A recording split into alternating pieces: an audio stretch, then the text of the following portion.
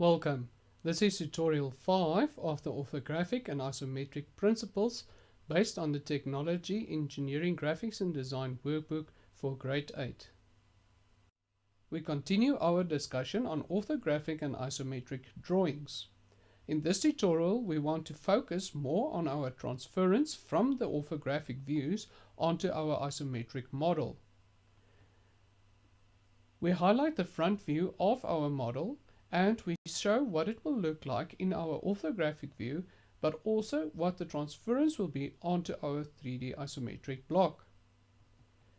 We do the same with the left side view because this drawing is given in first angle, and that is why we use the left view. And we show what the left view would look like from 2D onto the 3D model, and we indicate it with red. Lastly, we indicate the top view using blue. There are a few things that we always need to remember when working with isometric and orthographic drawings. The isometric drawings always need to have an angle of 30 degrees from the base. That means the Z and X axis must always be drawn at an angle of 30 degrees with the horizon. In orthographic drawings, we always draw our drawings at an angle of 90 degrees.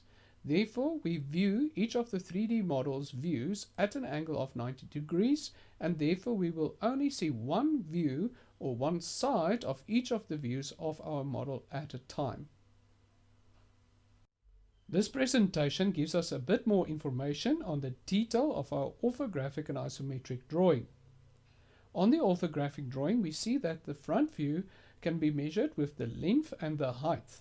We carry that over onto our 3D model on the X and Y axis.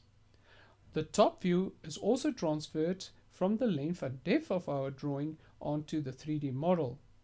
The left view will also show the depth and height of our drawing on the 3D model, and that will be shown on the Z and Y axis. We now highlight each of the views of our model with a specific color. The front view is indicated with green, the top view with blue, and the side view with red. Because this is first angle orthographic projection, we are using the left view for the side view. Here we can also see how the shape of the model has been cut out of the basic 3D cube that we had originally. And now we have a specific shape cut into that 3D cube.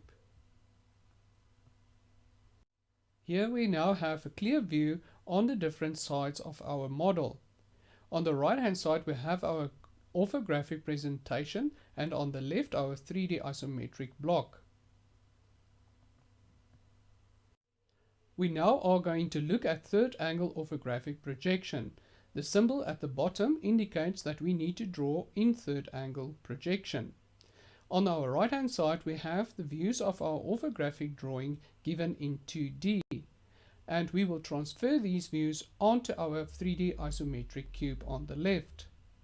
We highlight the front view in the orthographic drawing and show where the front view will be drawn in our isometric cube.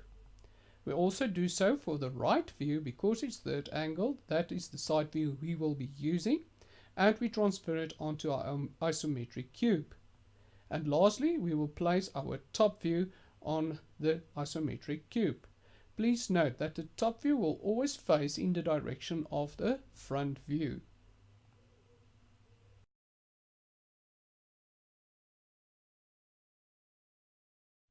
On this presentation, we once again see a bit more detail on the measuring of our orthographic and isometric drawing. On the front view of our orthographic drawing, we can measure the length and height of the front view. On our 3D model, we will see that the X and Y axis will show us the length and height. The top view, we will measure the length and depth, and there we will see the length measured on the X-axis and the Z-axis for the depth. The right view will be measured on the Z-axis and the Y-axis, and this will show us the depth on the Z-axis and the height on the Y-axis.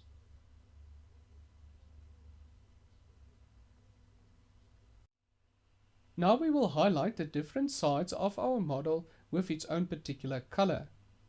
On the orthographic drawing, we have highlighted the front view in green and carried that over onto our 3D isometric model. The top view we have carried over and colored it in blue. Note how the two different levels of height is indicated on the top view of our 3D model. On the 2D model, it appears to be flat. Then we have also carried over the right side view onto our 3D model in red. Finally, we can now see the result of our orthographic and isometric views as we are drawing the same model in 2D and 3D, and we use color to emphasize each of the different sides. Please remember that although in the orthographic view it seems to have a flat top view and a flat right view, in the 3D model we can clearly see the different levels of height and depth of these two views. Congratulations, you have successfully completed the tutorial.